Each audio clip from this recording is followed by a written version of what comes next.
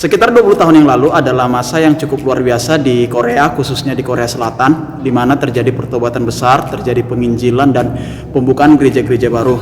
Bahkan kalau hari ini ada begitu banyak gereja-gereja besar di Indonesia, tidak terlepas dari dampak kegerakan yang terjadi di Korea Selatan.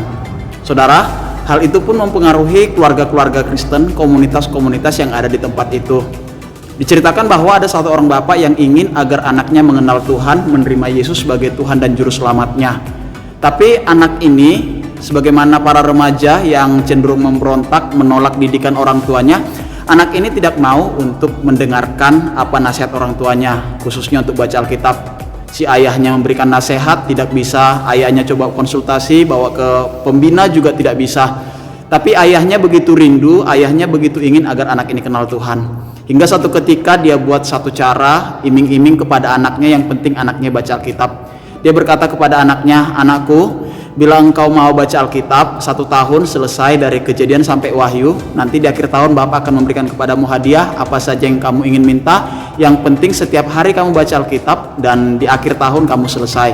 Bila benar-benar selesai kamu baca, katakan saja kepada Papa, Papa akan belikan kado apa yang kamu mau." "Beneran Pak?" kata anaknya. "Iya benar." Singkat cerita, anak ini pun giat membaca Alkitab, bukan karena dia ingin baca Alkitab, tapi karena dia ingin di akhir tahun mendapatkan hadiah dari ayahnya. Hari pertama dia baca, dia lapor. Hari kedua dia baca, dia lapor. 1 bulan dia lapor. Hingga waktu terus berjalan, ayahnya sudah lupa bertanya, tapi anak ini tetap giat untuk mendapatkan kado dari ayahnya. Hingga teringatlah ayahnya setelah 1 tahun dia bertanya kepada anaknya. Dia pun sudah nggak yakin kalau anaknya baca Alkitab. Dia bertanya, "Anakku gimana? Jadi baca Alkitabnya?" "Oh jadi Pak, puji Tuhan, saya selalu baca tiap hari, konsisten dengan sekian pasal tiap hari, dan sudah selesai hari ini sampai kitab Wahyu." "Oke ya sudah, Bapak sudah berjanji kepadamu kalau kamu selesai baca dan Bapak yakin kamu jujur, Bapak akan kasih kamu kado. Sekarang apa kado yang kamu mau minta?" Tahukah saudara apa yang diminta oleh anak ini? Di luar dugaan daripada papanya, dia berkata, "Pak, setelah aku baca Alkitab, aku bertemu Yesus, aku jadi tahu siapa itu Yesus, aku jadi tahu apa kebenaran. Aku hanya minta satu kado dan izin Bapak. Aku rindu habis sekolah, aku ingin masuk ke sekolah pendeta dan aku akan menjadi hamba Tuhan."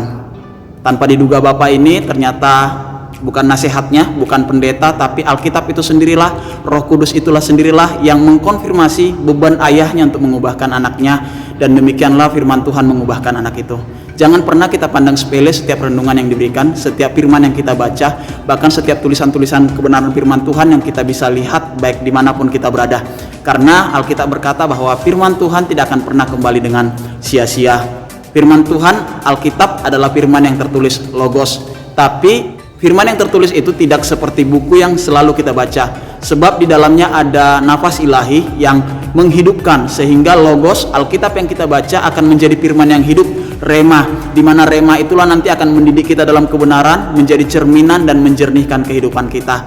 Mari kita lebih giat membangun satu dengan yang lain, lebih giat membaca Alkitab, sebab kita tidak tahu akan ada karya Tuhan yang bekerja di sana. Mungkin kita tidak paham semuanya, tapi akan ada masanya di mana firman Tuhan itu hidup dan menghidupkan kita.